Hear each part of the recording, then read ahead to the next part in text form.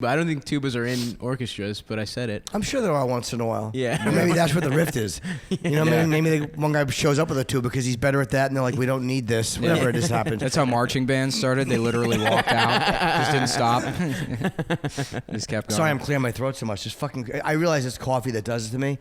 It's not. I don't drink dairy at all, so it's like that fucking thing you get. It's caffeine. I gotta quit caffeine. On camera with Janine Garofalo for the first Tough Crowd. I was so fucking fat. Yeah, because we taped those first 8 in November of 2002, and I remember I think I was in 4 of the first 8, and was I fucking horrible. That was like almost at my fattest. I was probably like 175. I quit smoking in 2001, so I think that was where I just started eating more, and no, I wasn't exercising.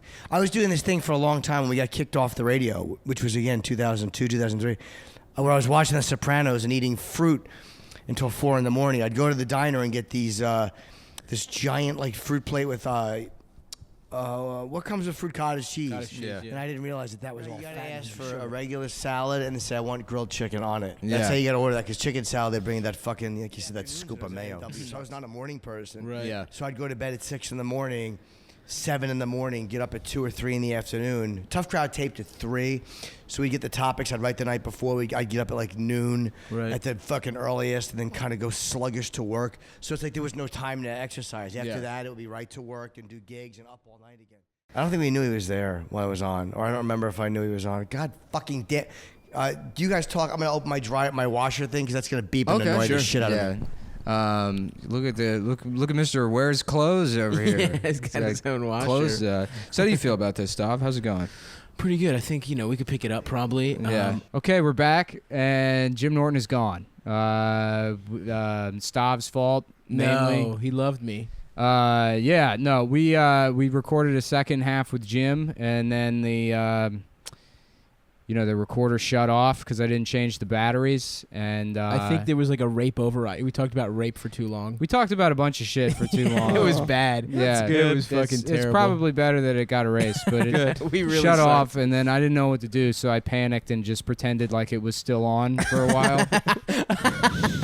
That's right, because at the end you were like, "Oh no, it doesn't work." Yeah, but hopefully Jim won't listen to this. He won't find out. No chance he listens. Yeah, of course not. Yeah. No, I don't think he even knows the name of the podcast. Didn't ask, didn't at all. Yeah. I mean, what was just like, you didn't have anything to talk about with him, or? Yeah, no, not I mean, there's plenty of shit to talk about. It's just like we want to just say dumb shit. Yeah. And I don't know if he was on board with that. Yeah, no, he was not just like not answering earnestly. And it was like he was having like a really nice. We talked about like actually that's probably gonna stay in the first one, huh?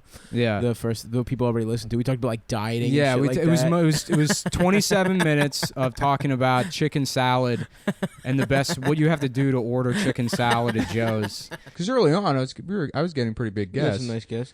Yeah, we could still do it. Who cares? Bonnie was good. You know. The Norton one there wasn't too many jokes in that. The problem with the Norton one is like anytime I'd say anything that I was trying to joke, Jim would be like, "What do you mean by that?" Yeah. You're like, I was kidding. Yeah. Guys, I'd also like to plug my appearance from I guess it's going to be last week when this goes up on the Jim and Sam show. Jim Norton and Sam Roberts had me in studio at Sirius XM, and I bombed. Jim got annoyed and started looking at his phone, and eventually just left the studio. Wait, in the middle of your interview? Yeah. He just left. He's like, I got to find this app to put text over video, and then he like left the studio. It's called Snapchat. Yeah, and then Sam was like, so Nick, where are you from? I'm like, I don't know, man. I don't know why I'm here. There's some people mad. People were really mad about our Kurt Metzger episode. Yeah.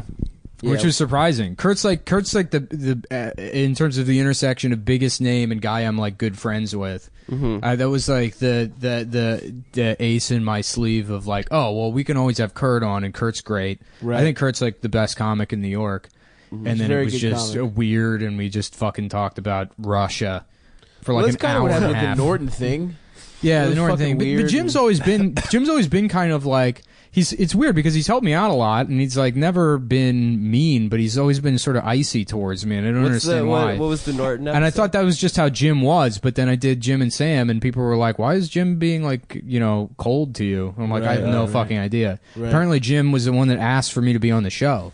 Interesting. And I mean, he gave me a job. But, you know, I Yeah. wrote for his TV show, so like I don't. Maybe he does like. Maybe that means he likes you. I don't. Yeah, that's like a flirt. Maybe he wants to kiss you. Yeah, I don't think it's that. I think it's. You don't. I think Kurt vouched for me like a Right, decent amount, and right, then that got me the job on the show, and I think I And did you a were good good. job on the Yeah, show, yeah. but he didn't like particularly. I don't think Jim thinks I'm funny, but I think like enough people around him say I'm funny, so that Jim's like, all right, I'll Yeah, if help you this say guy so. out, yeah. Right. But he doesn't give a shit